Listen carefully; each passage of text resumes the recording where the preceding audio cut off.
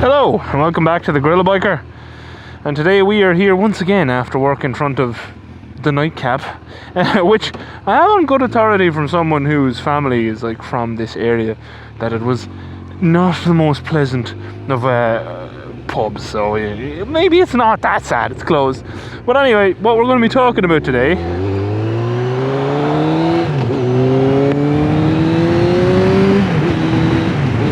is the fact that I went on holidays to Italy recently with Toaster.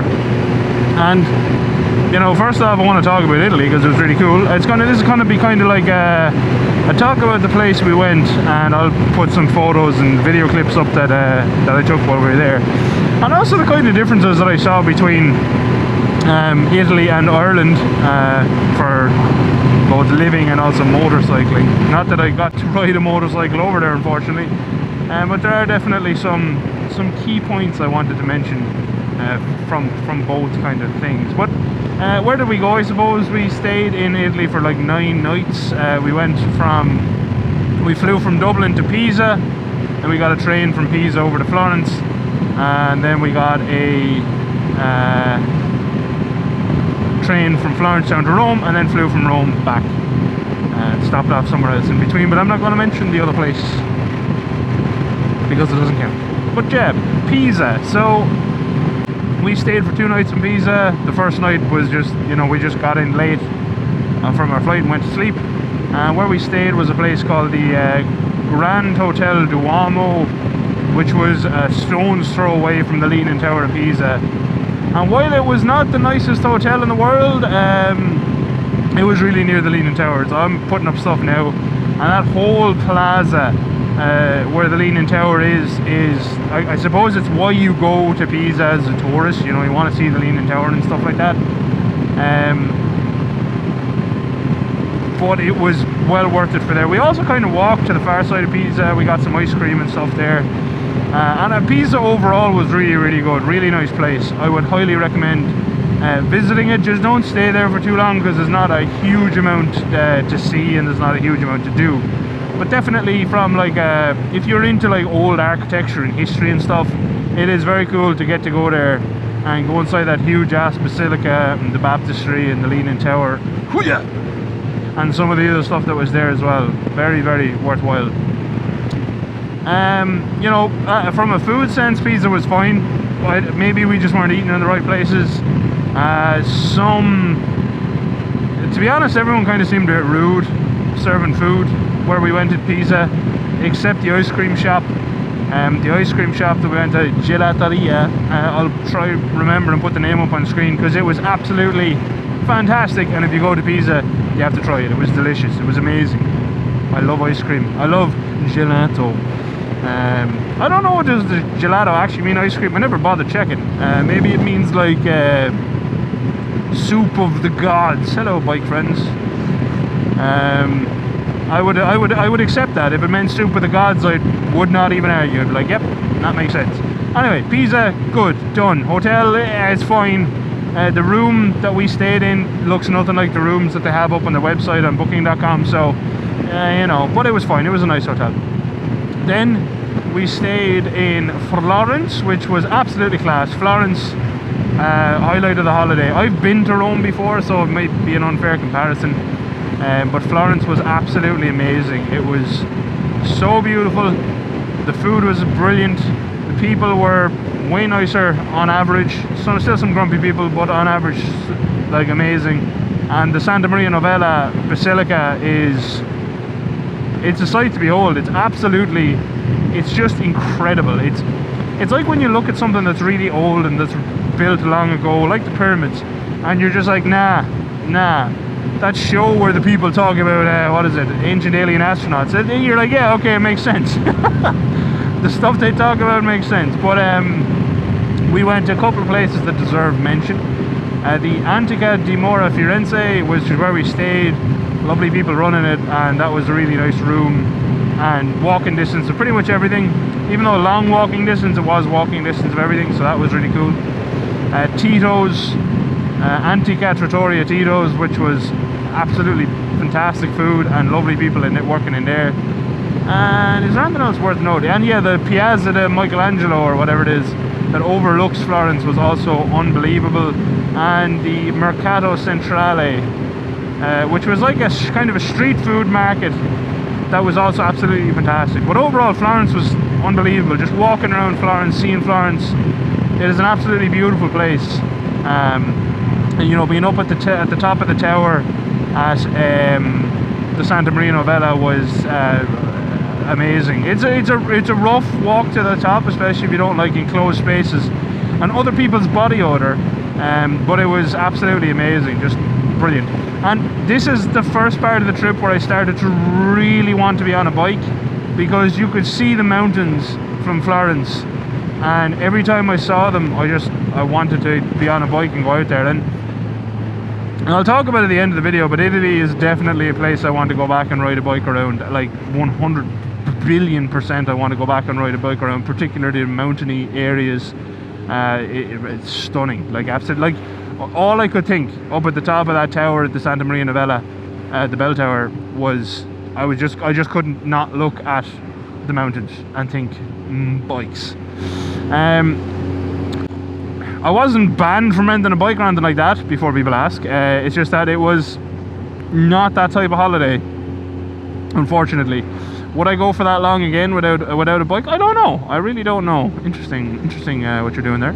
I do think, you know, 9 nights, you know, like 10 days was probably too much for me to be without a bike. I was definitely getting a bit antsy by the end of it. And, you know, you shouldn't get antsy on your holidays. So maybe next time I look at not doing that and just having a bike permanently when I'm there. That would be good. You know, as soon as I win the lotto, I'm just going to have a bike in every country in the world anyway, so, you know, it's fine.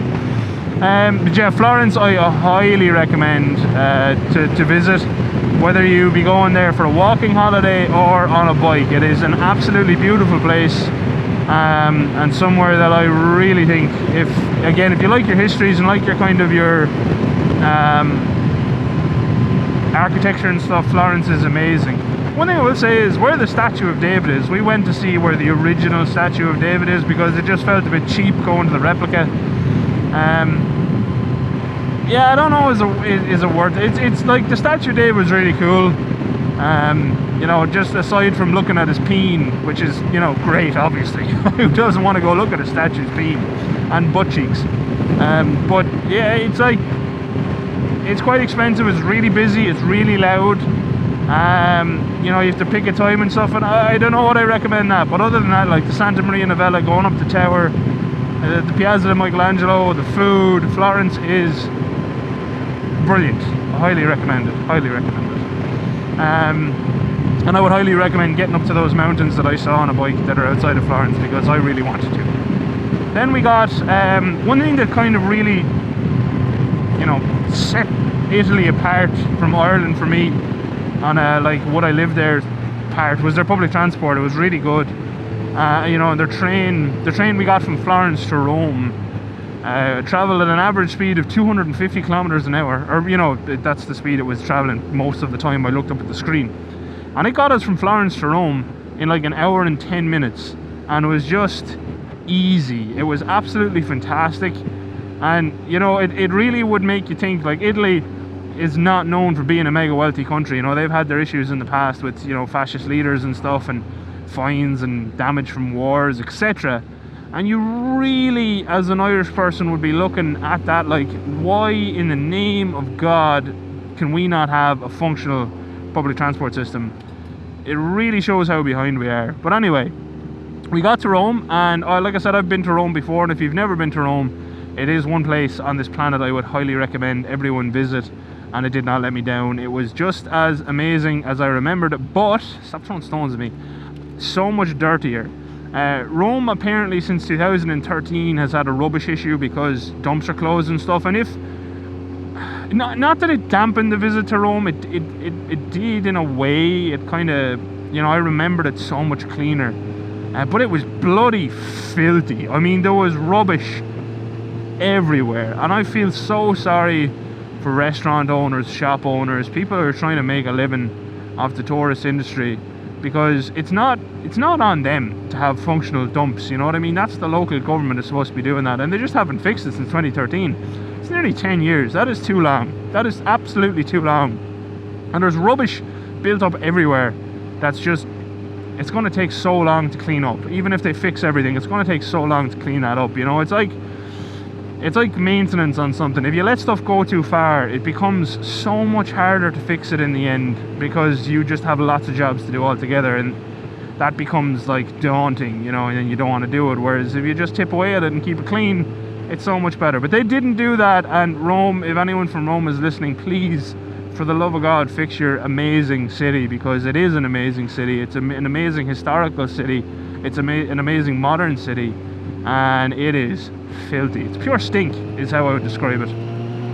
But other than that, you know, the Colosseum did not disappoint. It's as amazing as ever. The Roman forums are amazing as ever. The Pantheon is as amazing as ever. What else did we see that was amazing? The new thing, the thing they built after World War I, that is very, very cool. Walked up to the top of that. Palatine Hill.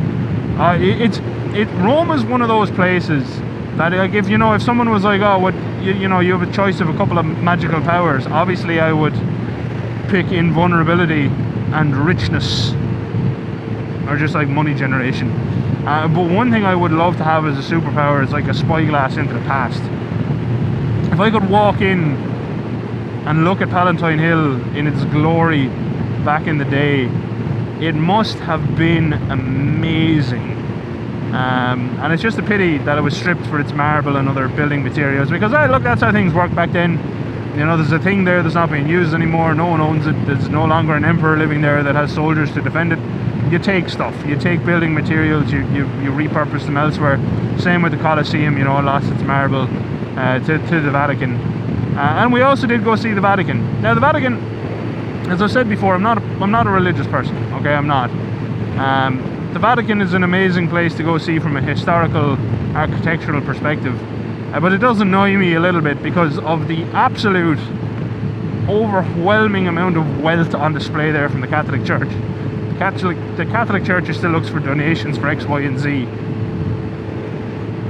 On one side, I get it. I'm glad they're preserving that section of history. But on the other side of it, it's like, you know, there's so much stuff there that you could sell. You profess to want to help all of these people and people in poverty and stuff, yet you have billions upon billions of stuff just sitting there, you know what I mean? I get it, you know, don't sell it to private collectors for money, because then it's just going to be buried in a private collection where no one will ever see it. I get it, but also it annoys me. I don't know, I don't like seeing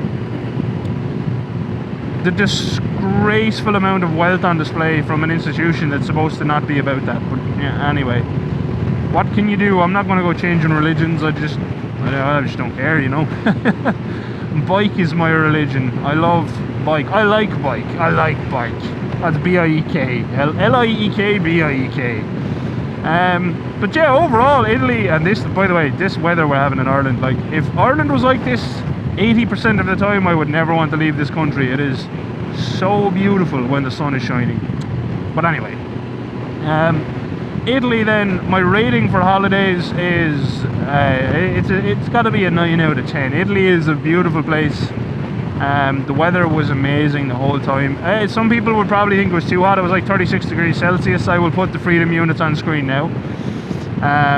It was like 36 degrees, and it was just absolutely amazing. Oh, one place I forgot to mention actually is we also went to the catacombs of San Sebastian. Quite a short tour, but also worthwhile doing. It was cool. It's just a pity it doesn't go on longer. It's a pity they don't walk you around like 5 or 6 kilometers of catacombs. But you know, I'm sure some people would freak out by that as well, from being underground for so long. But then the road, it's the Appia, is it Appian Road, Appia Way? The old Roman road anyway. We walked up along there before we came back into the city, and again, what an amazing place.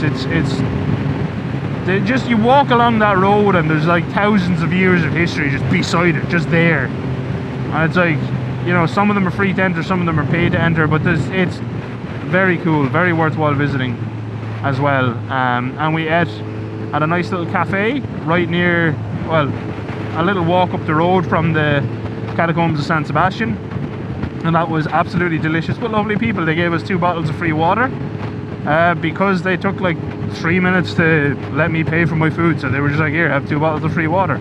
So thank you for that. I'll try to remember and put their name up on screen now as well. It was another Antica something. Antica means old or antique, I think.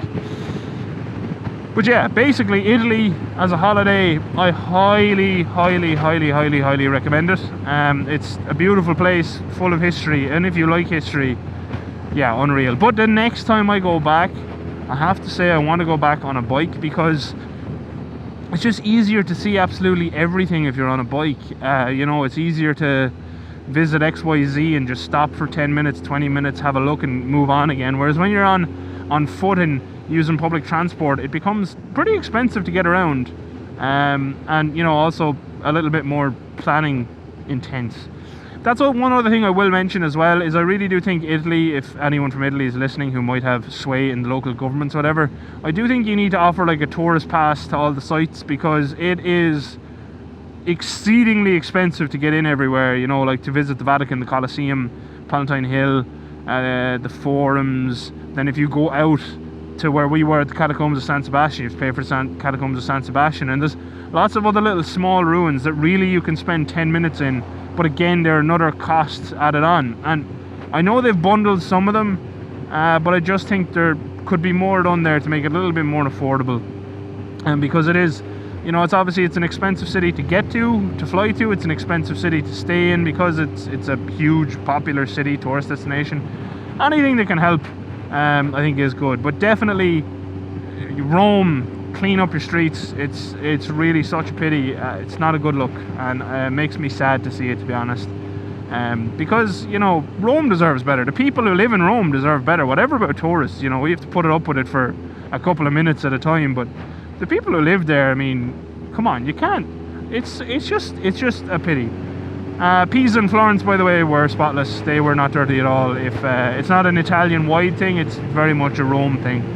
And other parts of Italy also do have rubbish problems, but where I visited, Pisa and Florence are very clean. So yeah, that's kind of it. That was my holiday. That's where I was. That's why you got the 4... Oh, lots of big stones on the road. That's why you got those 4 videos of me on the Falco, because I had to have them all prepared before I went. And then I missed Tuesday's video for reasons, some personal ones that I don't want to talk about. So yeah, anyway, that's it basically, and hopefully one day I get to show you all on the channel me going back to Italy on a motorcycle, and hopefully also Toaster on a motorcycle with me. You know, people ask me my dreams for the channel all the time, and honestly I would love to get to a point where I can fund me and Toaster just traveling the world on bikes, and seeing different sights and sounds from my perspective. I know that's not a new idea. I know Itchy Boots has done it. I know multiple other people have done it, but everyone has a different take on things, and I suppose that's why some people watch this channel, is for my take on things. Anyway, I hope you enjoyed my little run through of my holiday. I hope you enjoyed the photos and clips from Italy. It's a beautiful place. If you've never been, try to get there someday in your life, because it is well worth visiting, especially if you like your bit of like 2,000-year-old history and whatnot. That's my favorite bit. You know, obviously you have all the churchy Renaissance stuff, but definitely I am much more interested in the Roman era history, more so than the more not modern but more modern stuff. The Renaissance is a cool time in history and all that, but it's not as cool as don't kill me, as Roman history for sure. A little pointer there as well. If some people would just have gunned it there and then blame the car if the car had hit them, you have to read stuff like that and know that the car can't see you. So, you know, just be careful. Cars will always win in a physical confrontation with a bike. Remember that. Anyway, let me know in the comments if you have any questions on Italy or any of the places I've visited. Let me know in the comments if you've ever toured Italy on a bike, and I will be exceedingly jealous. And yeah, until next time, thank you very much for watching. As always, a very special thank you to my patrons. You're all legends, and I do really appreciate the support, and I hope you liked your stickers. If you did not get any stickers, please make sure that you responded to my question on the Patreon about an address to send them to, and I'll get new ones out to you. And yeah, until next time, thank you again for watching. Adios. Outro crew. what is your favorite country that you've ever been to on foot that you really wanted to ride a bike at? Let me know in the comments, because Italy, definitely I've been there now. There in like southern Germany, I've really wanted to ride bikes there, but I didn't get the chance. One day. Bye, outro crew.